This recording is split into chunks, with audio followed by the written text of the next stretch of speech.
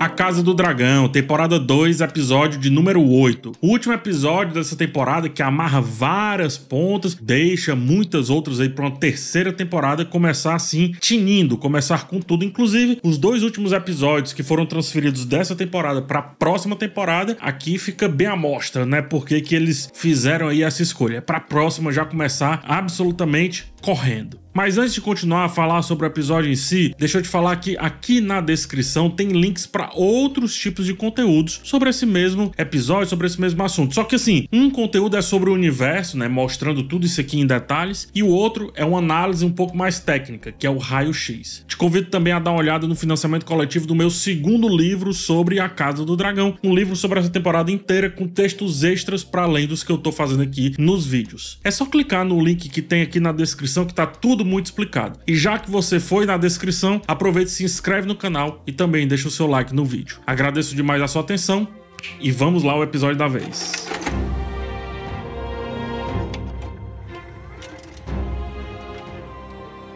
O episódio começa com um choque cultural. Estamos em Essos e é possível sentir o mesmo calor que Tyrant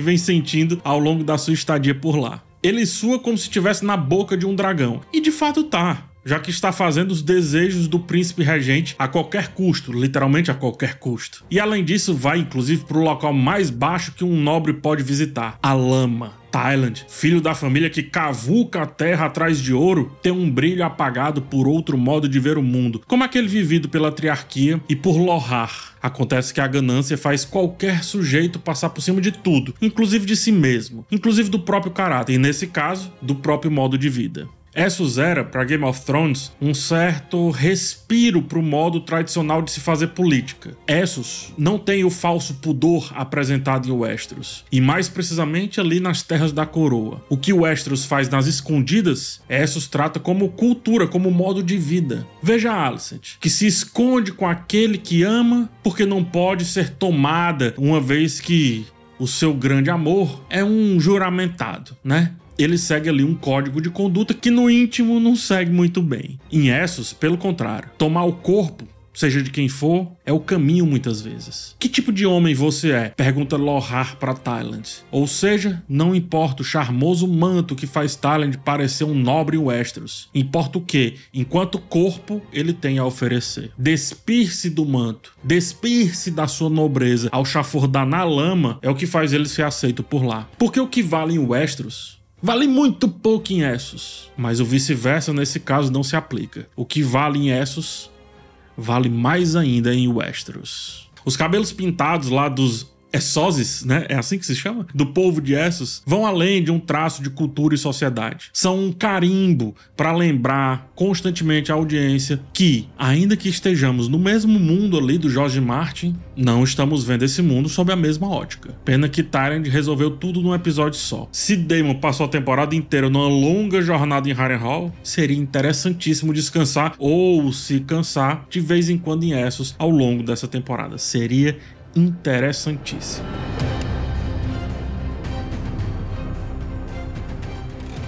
Aemond sofreu uma derrota para Rhaenyra, e logo nessa primeira mostra-se tão mimado quanto era o seu irmão. O príncipe regente afoga suas mágoas queimando Sharp Point, reduzindo o local a quase nada. Uma fortaleza que protege Porto Real é uma das primeiras barreiras para se chegar ali nas Terras da Coroa. O jovem, que parecia resoluto, sacrifica aquele local porque estava indo contra suas vontades, mas faz isso não justamente por uma questão tática, faz isso por rancor de uma derrota que acabara de sofrer. Portanto, ele também não passa de outro que não sabe lidar com os efeitos da coroa, com os efeitos do poder. Daemon, seu alter ego, precisou de vários episódios de terapia intensiva para, ainda no final, titubear com a proposta de traição. Ainda que de cara pro irmão, recebendo todos os ensinamentos sobre a destruição que a coroa causa, Daemon precisou ver o fato para aceitar a realidade. Se Aemond não tem a mesma coisa, aquela terapia toda, né? É evidente que não passava de um garoto fingindo-se resoluto. E a gente caiu nessa. Não só a gente, a corte também caiu, diga-se de passagem. Agora ele quer tudo que episódios atrás jogou fora, percebe? Quando perguntado por Helena se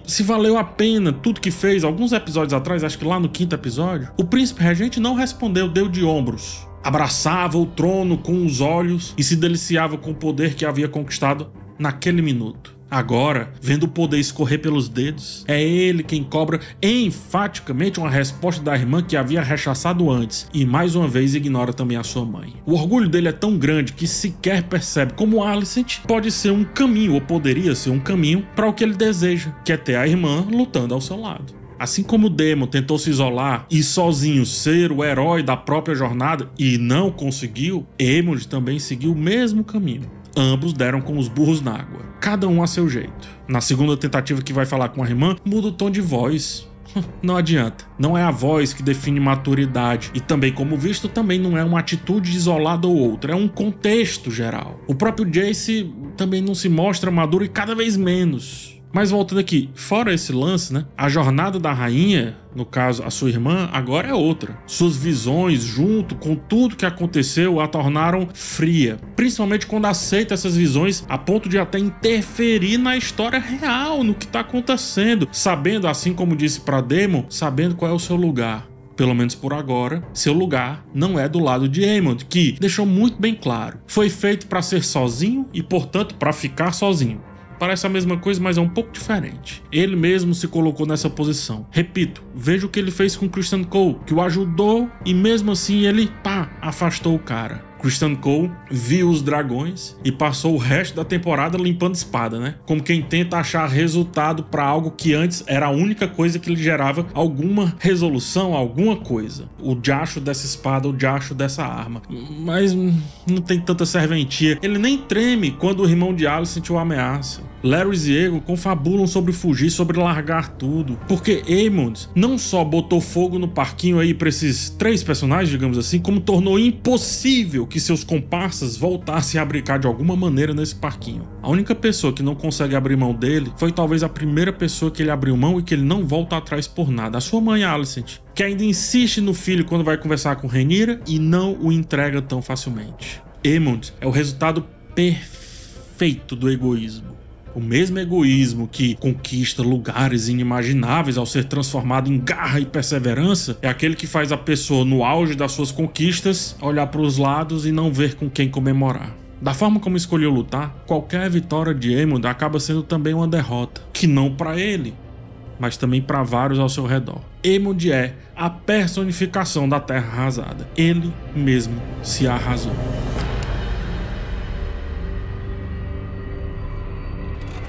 Aegon, ele segue no caminho contrário do irmão, mas de que adianta agora, na boa, vai, de que adianta? Você é um bom homem, Orville, reconhece Aegon, ao ver o seu mestre, de quem fazia pouco, agora o ajudando. Mas perceba, só chega nesse nível porque se reconhece em nulidade, ou seja, nulo, irrelevante. Um nada quando vai falar com Larys. Reconhece que é nada sem Veiga, portanto sem Aemond. Diz que seu dragão está morto, que está queimado, que é repugnante, que é sozinho, que é um incapacitado. Larys diz que ele não está sozinho. Portanto, aceita todas essas outras condições que o rei se impõe. Para Larys, que aprendeu a viver sendo um pária para a sociedade nobre, viver é a melhor opção de provar o contrário, ou seja, que não é um pária. Aegon não entende isso de cara, porque a sua origem é outra. Tanto que Larys fala sobre o futuro e Aegon lamenta o presente, dizendo que não consegue nem mijar sem alguma dificuldade. Isto é, um vislumbra que é possível ser mais, apesar dos pesares. O outro lamenta não conseguir ser nada do que estava previsto para ser. Eis aí mais um resultado do peso do diacho daquela coroa. Imagina só, né? Te dão uma coroa, te chamam de rei, te dão poder, te dão tudo, mas no final você termina sem metade do seu corpo. Como voltar a viver com o mesmo ímpeto de antes? Não dá, né? Mas Larys tem a resposta. Larys é a melhor companhia que Aegon pode ter, até por saber responder essa pergunta, né? Ou seja, como voltar a viver com o mesmo ímpeto de antes. Aegon é a fotografia perfeita daquela linhagem de uma família que se desfaz, que se desmonta, que se desconstrói episódio a episódio.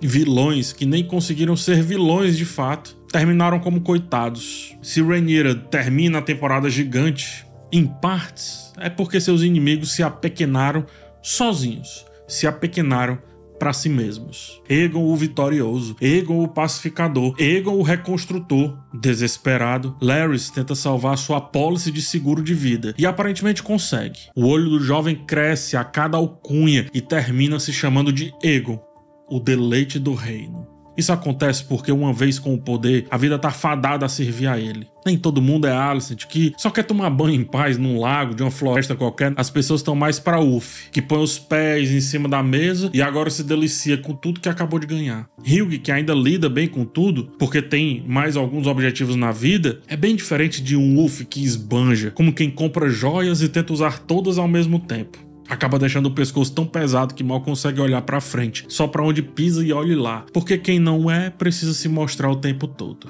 Nem o cuidadoso Jace quer se distanciar do poder, percebe isso? Até mesmo a descompromissada Rhaena se humilha em busca do seu dragão. O que dizer então de Alyn, que parecia não se importar tanto com o que Corlys lhe oferecia ou deixava de oferecer, mas agora reclama que não vai ser o capitão conforme prometido. Poder é a joia que ofusca qualquer sensatez. Poder é a joia que ofusca até mesmo quem a usa. Uma vez com essa joia, eternamente escravo dela. É isso que essa galera tá provando, é isso que Aegon também está deixando bem claro. Tem uma fala do Varys, uma conversa que ele tem lá em Game of Thrones com Tyrion, que deixa isso muito claro. É uma anedota, né? Ele começa dizendo assim: o poder é uma coisa curiosa, meu senhor. Você gosta de charadas? Ele pergunta pro Tyrion, e o Tyrion responde: por quê? Tô prestes a ouvir uma. O Varys diz: 3 grandes homens estão sentados em uma sala. Um rei, um sacerdote e um homem rico. Entre eles tá um mercenário comum. Cada grande homem oferece um mercenário para matar os outros 2. Quem vive? Quem morre? Aí o Tyrion responde: depende do mercenário. Lord Varys retruca: é mesmo? Ele não tem coroa, nem ouro, nem a graça dos deuses. E o Tyrion responde: ele tem uma espada, o poder da vida, o poder da morte. Varys continua: mas se são os espadachins que governam, por que fingimos que os reis detêm todo o poder? Quando Ned Stark perdeu a cabeça, quem foi o verdadeiro responsável? Joffrey? O carrasco? Ou outra coisa? Tyrion brinca, dizendo que, decidi que não gosta de charadas. Varys finaliza a conversa dizendo: o poder reside onde os homens acreditam que ele reside. É um truque, uma sombra na parede. E um homem muito pequeno pode lançar uma sombra muito grande. Isso aqui é o resumo de Casa do Dragão, isso aqui é o resumo de Game of Thrones, isso aqui é o resumo das Crônicas de Gelo e Fogo. E Aegon tá vivendo exatamente isso. Larys, não Varys, Larys impõe ao garoto ali moribundo que ainda existe um pouquinho de poder. E esse pouquinho, é isso que ele tá propondo, consegue fazer uma sombra enorme. E isso basta, porque Aegon deliciou-se com o poder. Como deixar isso fora? Como deixar isso ir embora? É só olhar pra Aemond e o desespero que ele também tá apresentando.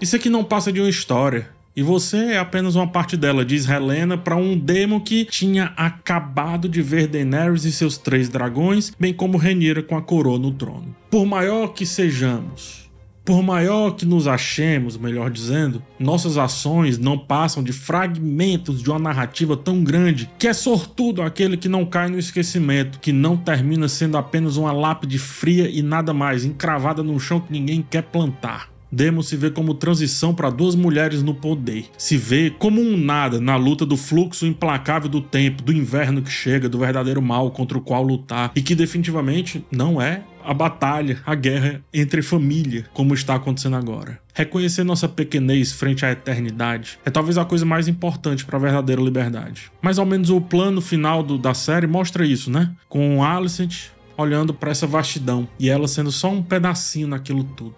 Viver plenamente o tal presente, consciente de que, no grande esquema, a grande tapeçaria, somos todos passageiros de uma história sem fim, de uma guerra sem fim, mas que ao mesmo tempo somos nós a única coisa finita nisso tudo, faz você viver de uma maneira completamente diferente.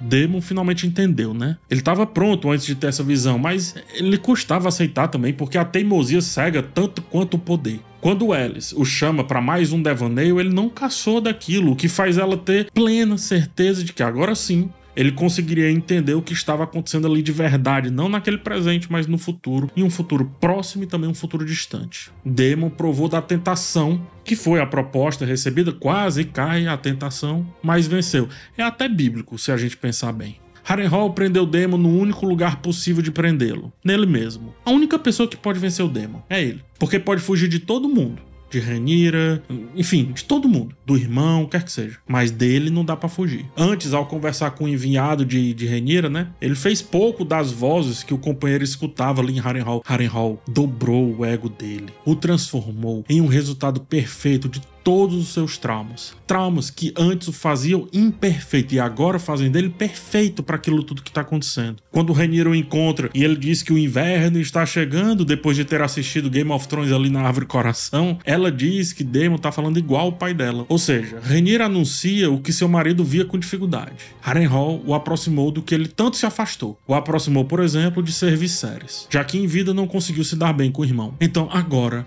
ele é o próprio. E assim, mais uma vez, ele coroa Rhaenyra. Só depois disso, Daemon se ajoelha e leva as terras fluviais a fazer a mesma coisa. O Daemon agressivo, desvairado e desregrado que vimos lá na primeira temporada jamais se curvaria a Rhaenyra naquela situação toda. Jamais, como sendo se curvar a sua única intenção real. Ele fez isso ao final da primeira temporada porque tinha segundas intenções. Os soldados que antes mantinham a mão na espada, mesmo com um dragão à espreita ali no teto de Harrenhal, precisaram ver um homem ajoelhar primeiro para decidir se valeria a pena fazer a mesma coisa. Se você acha que Daemon, como conhecemos na primeira temporada, seria esse homem, aí eu não sei que série você assistiu. Definitivamente não foi essa. Foi preciso essa jornada maçante. Foi preciso Harrenhal de começo ao fim. E precisava ser assim, porque o que vem fácil vai fácil, principalmente com Daemon. Precisava disso tudo. Se antes Daemon lutava na realidade dos homens, agora ele luta na realidade dos sonhos. Realidade. Os sonhos Targaryen, os sonhos do dragão, finalmente o alcançaram. Assim como alcançaram o Aegon, o Conquistador e tantos outros Targaryen por aí. Esses sonhos também chegaram pra Rhaenyra, percebe? O problema é que, quando os sonhos Targaryen chegam, a dita loucura vem junto, né? Resta saber como os dois vão lidar com isso. Rhaenyra, por exemplo, já tem plena certeza de que é a escolhida e se prende cada vez mais ao seu destino, enquanto também amarra vários outros ao destino dela, do jeito dela. A linha entre ver o futuro, ter os presságios e tudo mais, e a tal loucura Targaryen é muito fina. E a gente vai ver na próxima temporada como que os dois vão lidar com essa situação daqui pra frente.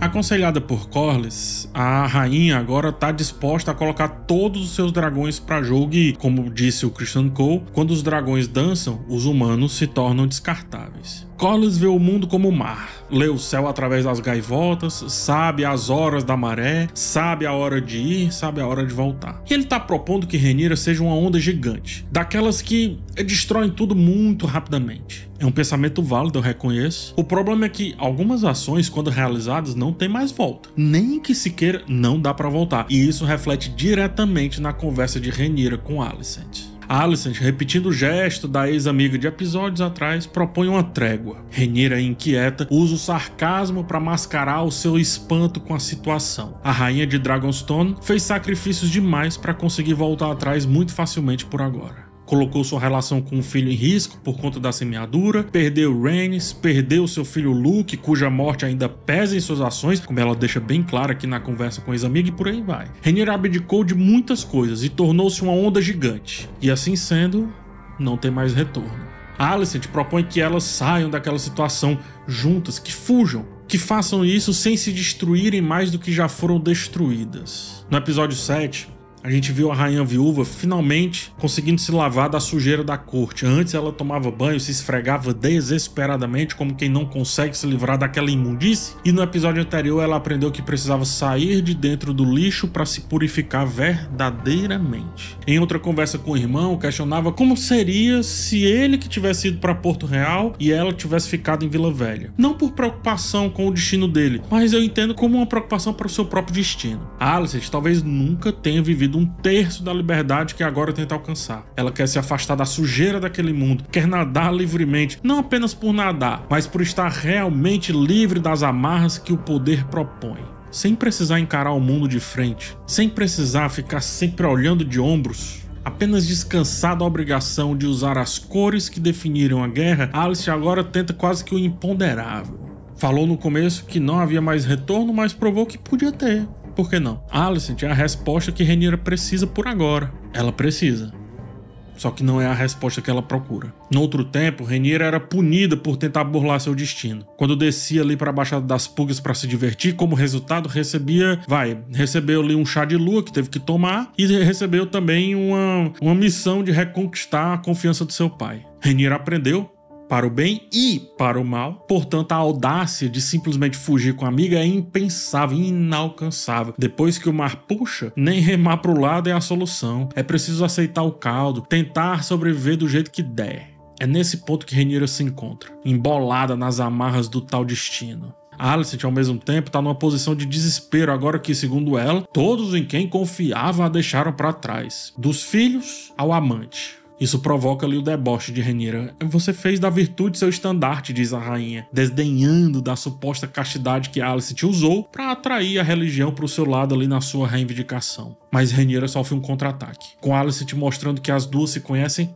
muito bem. As duas se tornaram uma mistura de rivalidade com intimidade muito amarga. Chegam até a se compreender, mas é agridoce, percebe? A cena é agridoce. O conhecimento das duas, de uma para com outra hoje, vale muito pouco depois do tanto que as duas se machucaram ao longo dessa grande jornada, ao longo desses grandes acontecimentos. Agoniada com as negativas da ex-amiga, Alicent volta a roer as unhas como fazia nos maiores momentos de ansiedade da primeira temporada. Põe a mão na barriga como quem procura o ar, que também aparentemente lhe abandonou. Você vê aqui imaginando que seria absolvida? Pergunta Rhaenyra. Alicent percebe-se que é apenas resolver a bagunça que criou, mas ao mesmo tempo não quer pagar nenhum preço por isso. Quer de graça, quer aquilo dali tudo, sem colocar uma moeda em cima da mesa. O problema é que aquilo tudo custou demais para sua ex-amiga. E agora realmente não dá para fazer nada de graça. A relação de Alicent e Rhaenyra, eu acho que é uma alegoria assim mais do que perfeita para as várias decisões que tomamos, que parecem sensatas no momento inicial, sem vislumbrar o todo, e na verdade não são tão assim. No final, nos vemos aí em um turbilhão tão difícil de sair, que é melhor se deixar afogar, se deixar sucumbir. É a danada da onda. O mar calmo que Alicent encara no final é tudo que ela queria ter. É também como tudo deveria ter sido se lá no começo, lá no início, uma das duas tivesse decidido não pegar aquela onda. Alicent tinha a expectativa, incutida pelo seu pai, de ser uma rainha através dos seus filhos, enquanto Rhaenyra buscava a mesma coisa através da tal justiça. No final, Rhaenyra pode até chegar lá, mas o caminho é tão cheio de desgraça que talvez nem valha tanta pena. Alicent, afirma Rhaenyra, padecerá na história como a vilã, o que nem faz a rainha se importar tanto. E não importa porque altas expectativas só levam a um destino, o desgosto. Por isso é preferível viver com menos, algo que Alicent está começando a entender agora, assim como o Daemon também. Pena que para aquela que definiu a cor verde dessa disputa, já não há mais tempo. Rhaenyra propõe um filho por um filho. Fecha, portanto, o ciclo dessa temporada que começa exatamente com essa questão. O nó final da temporada é uma resposta calada. A Alicent não responde. É, portanto, a certeza, entre várias outras, de que a paz pode até chegar um dia, mas não através da relação Alicent e Rhaenyra. A onda já levou a amizade que as duas tinham. Só resta lamentar, porque elas, assim como o Daemon e todos os outros, são somente peças para que uma guerra nunca acabe. Para que essa guerra apenas comece várias vezes.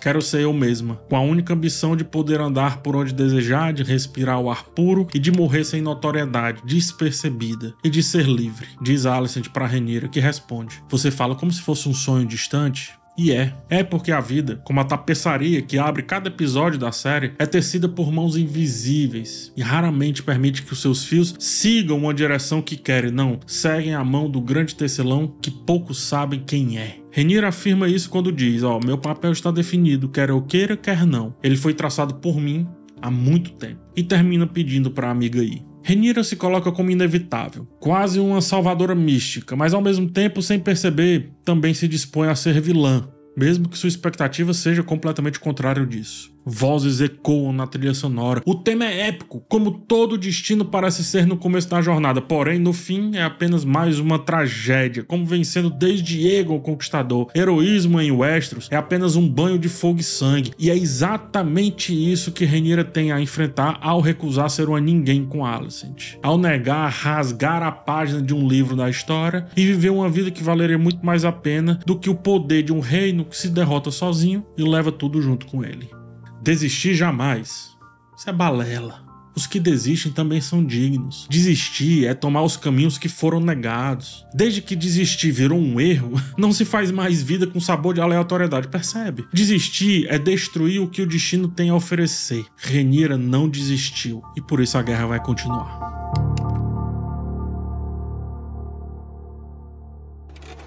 Qual é a história que a história com H maiúsculo conta? A gente já discutiu nessa temporada que não é muito bem a verdade, que é uma verdade. A gente já entendeu através de Otto, de Sangue e Queijo, que fatos podem e vão ser recriados. Através da imagem de Rhaenyra, vemos que nem tudo é como parece. Nem mesmo o que foi dito ao pé do ouvido da sua ex-amiga pelo pai. Nada é como parece. Portanto, repito, qual é a história que fica? A dos vencedores é o que todo mundo diz, eu tenho dúvidas. A dos perdedores? Definitivamente não.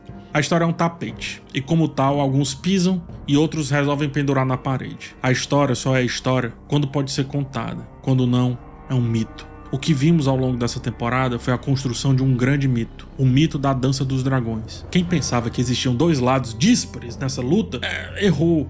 São dois lados da mesma coroa. A diferença, como mostra o plano final de Rhaenyra enquadrado em um instante de pergaminhos, é que um lado dessa coroa entra para os registros e vira epopeia, mesmo que não tenha sido exatamente assim. O outro lado se perde na imensidão do desconhecido, ou como visto no último plano de Alicent, se põe para depois nascer diferente em um novo amanhã. Para nascer diferente nessa vastidão infinita do oceano e, portanto, do esquecimento. A história, minhas amigas e meus amigos, é apenas o que resta do que pode ter sido uma verdade um dia. E nesse caso, a única verdade é que todas as histórias são resultado e resultantes de muito fogo e de mais sangue ainda.